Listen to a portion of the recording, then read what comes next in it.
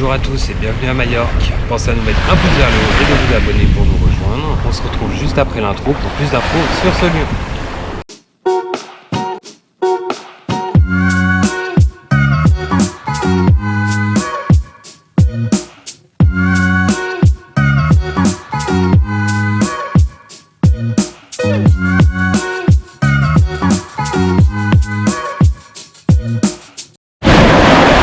Cherchez d'autres lieux à voir ou à faire à Majorque, n'hésitez pas à consulter la description qui est juste en dessous de cette vidéo.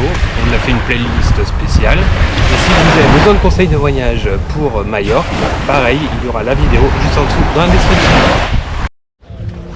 Alors pour accéder à la plage, il faudrait longer un hôtel, passer ici le long du mur, donc enlevez vos chaussures, c'est plus pratique, et vous arriverez donc à la plage.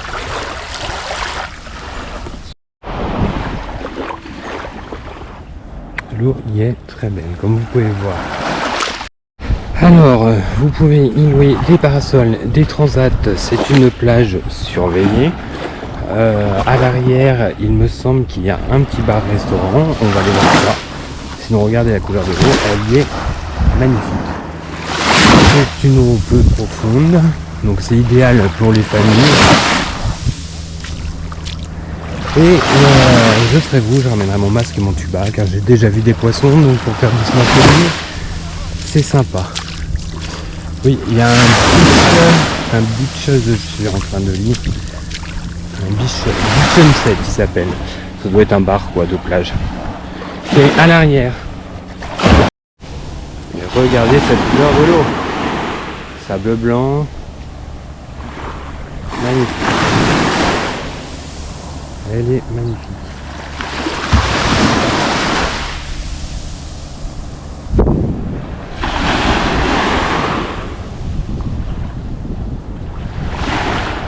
Alors si vous continuez là à droite, vous pouvez rejoindre d'autres plages et au bout c'est la plage d'Estrenc. Alors il y a une partie nudiste, hein, je ne sais pas trop où c'est, mais je tenais à vous tenir informé là-dessus si vous êtes naturiste. Voilà, là-bas à droite au fond il y a des plages naturistes. Avant d'arriver à la grande plage d'Estrenc. La plage d'Estany est quand même assez réputée, donc moi je vous conseille de venir tôt le matin. En même temps qu'on voit la couleur de l'eau, c'est un petit peu normal. Là par exemple il est 9h30, on est au mois de mai, ça commence déjà à se remplir, on est déjà venu cet été et c'est plein à craquer. D'ailleurs, je vais essayer de vous mettre des plans dans cette vidéo pour que vous voyez la différence. Mais c'est un conseil. Ouais. Je peux vous dire qu'il est 9h30 et les gens arrivent.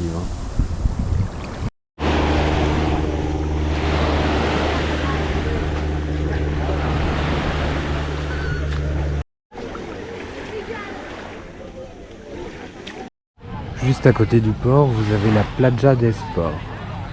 Donc c'est la plage du port, une jolie petite plage.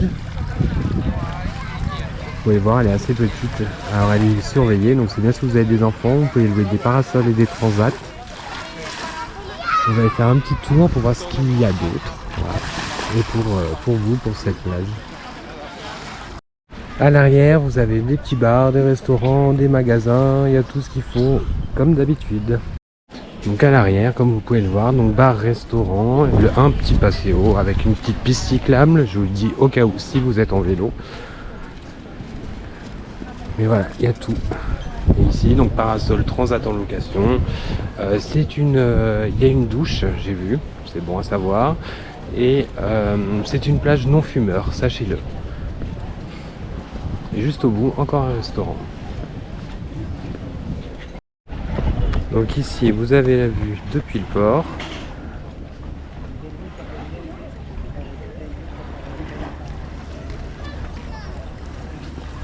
Bon, elle est petite, hein. On va pas s'attarder trop dessus, mais très bien pour les enfants parce que je vois elle est peu profonde. Il y a des excursions, on va aller faire un tour là au niveau du port, vous dire s'il y a des excursions. Et après il y a une autre plage à aller voir. Au bout de la plage des sports, vous avez un autre petit bureau d'excursion et ils font aussi des locations de canoë. Si ça vous intéresse pour aller vous promener là dans la baie, autour des bateaux je pense. pouvez pas aller très très loin, je pense, parce que si la mer est agitée, voilà. Mais après, si ça vous intéresse, vous pouvez louer des canoës et avoir des excursions, des promenades en bateau. Donc nous voilà au port, on est parti faire un petit tour parce que c'est super agréable quand même de se promener au bord du port, que ce soit de jour comme de nuit. C'est très apaisant et on va regarder si on a des infos à vous donner, s'il y a des excursions, parce que à mon avis il y en a beaucoup à Majorque au niveau des ports, mais bon, si on peut vous donner les infos, c'est mieux. Il est petit, mais c'est toujours sympa.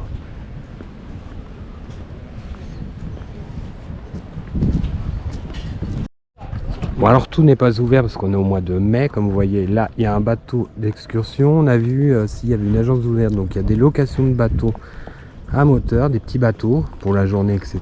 ou la demi-journée, qui s'appelle Nautica Colonia. Je vous donne le nom. Bon, il doit y avoir des excursions, mais comme je vous dis, on n'est pas encore en haute saison, donc tout n'est pas affiché. Mais venez au niveau du port si cela vous intéresse, car c'est ici que la plupart du temps on trouve les agences de location, que ce soit pour des jet skis ou pour des bateaux, ou des tours de bateaux, etc. Voilà, on continue. Au bout de la plage des sports, vous avez un accès pour accéder à la plage Es Dolce. Vous allez longer la mer sur environ 300 mètres, voilà, c'est bien aménagé. Puis en même temps, vous avez une vue sur le port.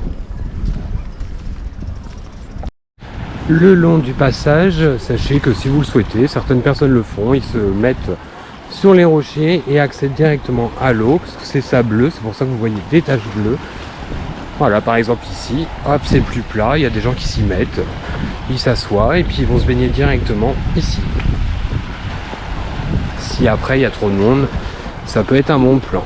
Et puis vous voyez, même là-bas entre les rochers, il y a un trou de sable, comme une mini plage.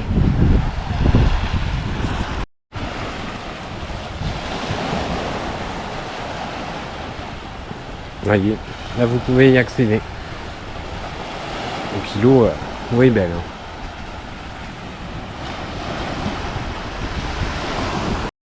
Nous voici à la playa des Dolce. Alors sachez qu'elle est surveillée. Il y a une petite cabane qui fait des bars, enfin des sandwichs, des snacks, un bar, et vous avez aussi des locations de parasols et transat. Si vous voyez bien sur la vidéo, cette plage est en deux parties. Donc là c'est la première, il y en a encore une autre après.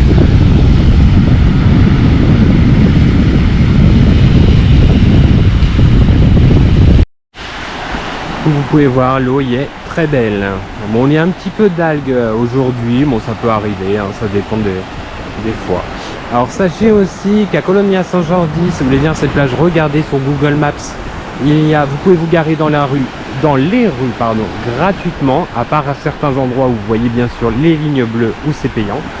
Mais nous, à chaque fois, on arrive à trouver une place facilement dans les rues, à se garer gratuitement, à chaque fois que nous sommes venus ici.